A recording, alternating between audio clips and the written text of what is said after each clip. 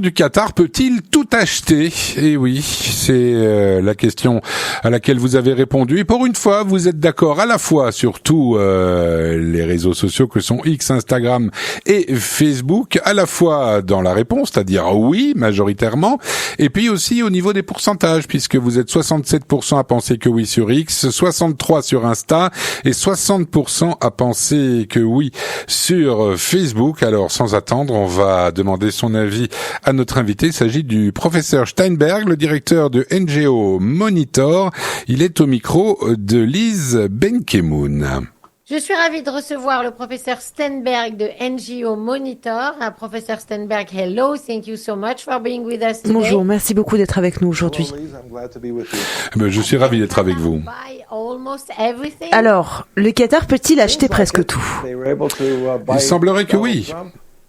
S'ils ont pu acheter Donald Trump, cela signifie qu'ils sont capables d'acheter des dirigeants politiques partout dans le monde. Il existe de nombreux rapports sur leurs activités en Europe. L'une des choses que nous avons constatées depuis l'année dernière à Bruxelles, au Parlement européen, c'est qu'ils ont acheté un certain nombre de députés européens et de membres de leur personnel et que la police a trouvé beaucoup d'argent liquide dans leur coffre-fort. Certaines de ces personnes étaient très impliquées dans la propagande du Hamas après le 7 octobre contre Israël. Donc, les membres de parlement de différents pays, y compris la Belgique ou de Grèce, sont vendus au Qatar. C'est ce qu'on a appelé le Qatargate. Mais il y a beaucoup d'autres exemples où le Qatar a pu utiliser son argent à son propre avantage. Et cela inclut en grande partie la poursuite de la guerre contre Israël, ce que nous appelons la diabolisation d'Israël sur la question des droits de l'homme à la Cour pénale internationale et de tant d'universités ou d'autres endroits.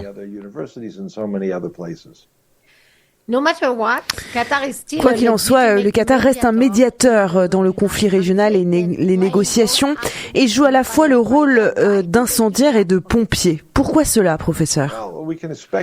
Eh bien, nous pouvons spéculer à ce sujet, mais j'en reviens au fait que le régime qatari est très riche, qu'il souhaite se diversifier, qu'il souhaite investir, qu'il souhaite avoir de l'influence, mais qu'il est également membre des Frères musulmans.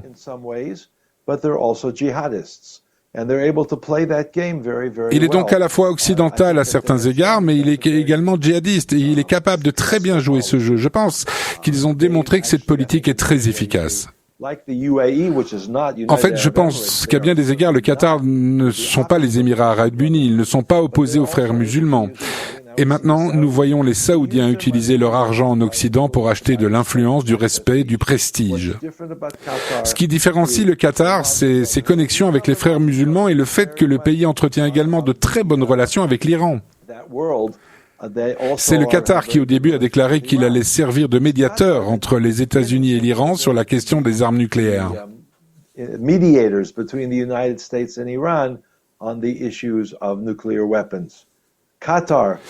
Le Qatar est censé être le négociateur, le médiateur au nom du Hamas sur la question des otages israéliens.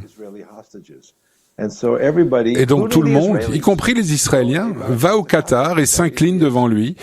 C'est donc bien l'argent qui achète le pouvoir, cela ne fait aucun doute et ils sont capables de l'utiliser très efficacement.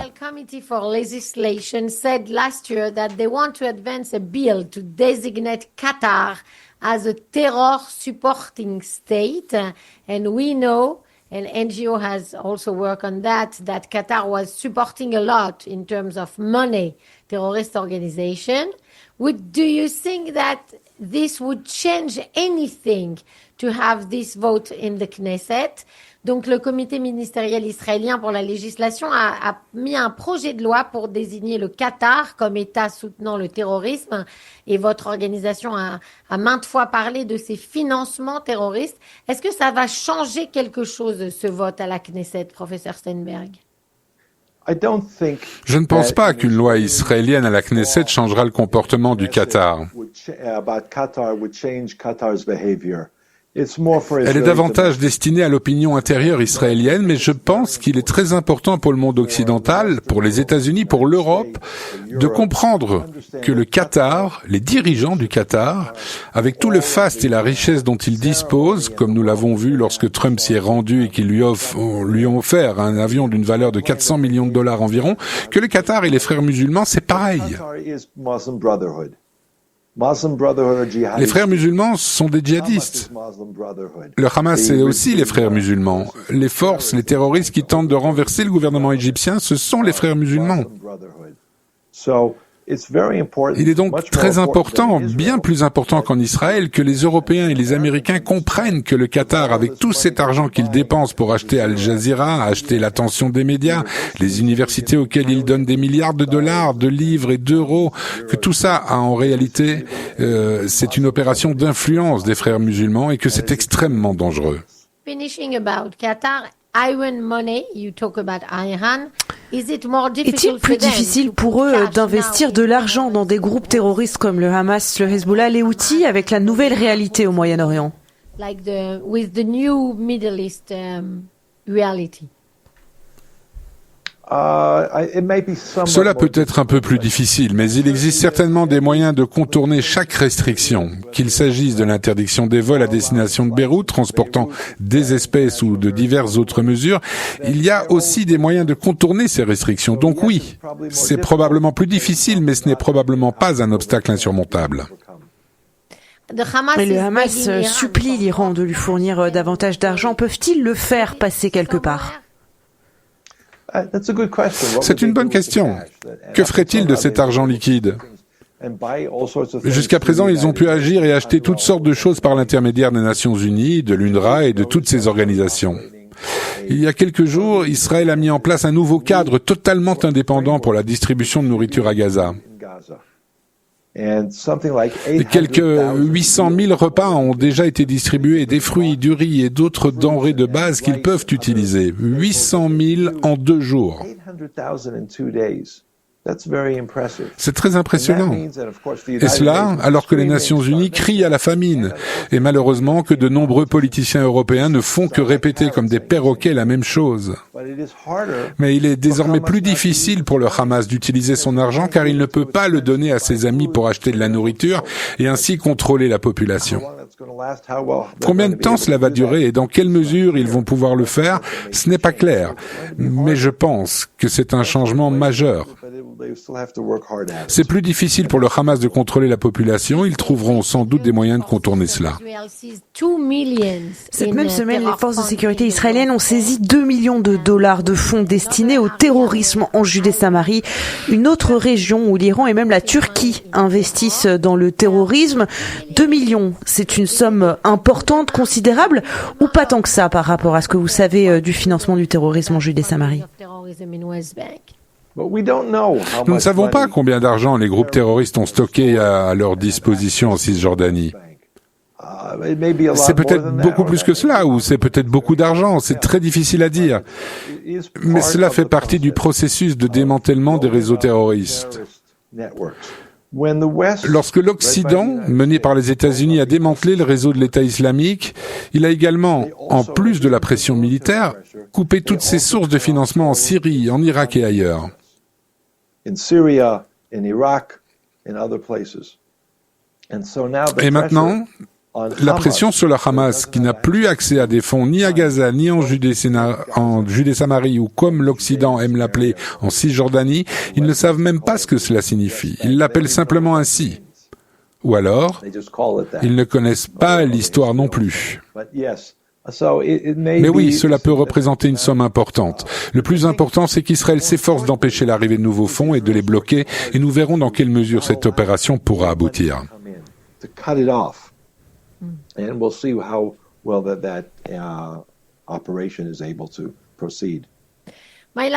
Professeur Steinberg, ma dernière question. Cela serait drôle si ce n'était pas si réel, mais l'Iran participait cette semaine au sommet eurasien sur la lutte contre le blanchiment d'argent et le financement du terrorisme, ce qui fait peut-être partie de l'hypocrisie de tous les pays, comme ceux européens qui travaillent avec eux, car ce sommet est censé réunir des experts internationaux pour coopérer en matière de sécurité financière contre le terrorisme. Comment peut-on faire cela en invitant les Iraniens? How can you do that inviting the Iranians?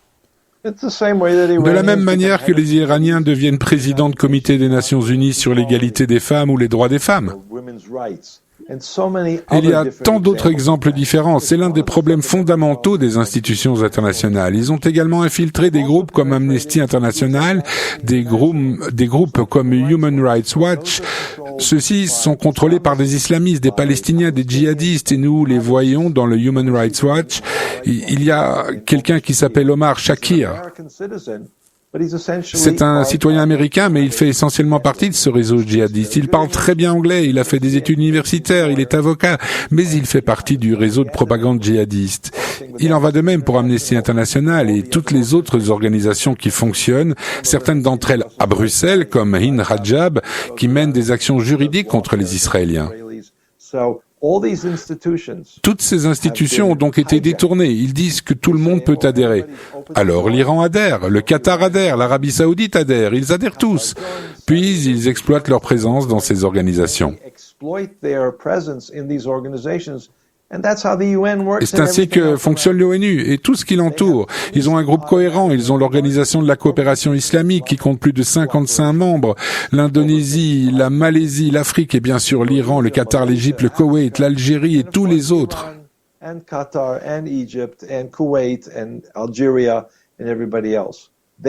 Ils votent en bloc. Et donc, ils votent pour leurs amis. Et le bloc, même s'il peut y avoir des conflits, vote pour l'Iran quand l'Iran dit « je veux ce poste ». C'est totalement absurde. Aucune liste noire mondiale du financement du terrorisme et du blanchiment d'argent quelque part? C'est un système de vote compliqué, c'est régional. Ils peuvent donc présenter leurs candidats et tout cela est dingue.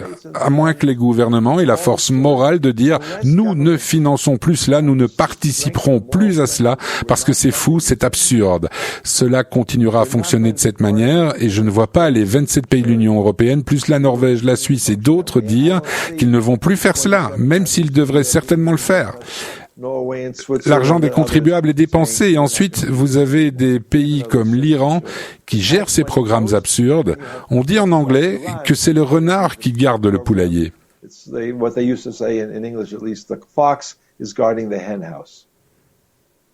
Too bad. Eh bien, c'est bien dommage. Professeur Steinberg, for having been with us today, NGO Monitor. Merci à vous, bonne journée et à très bientôt. Merci beaucoup. Donc,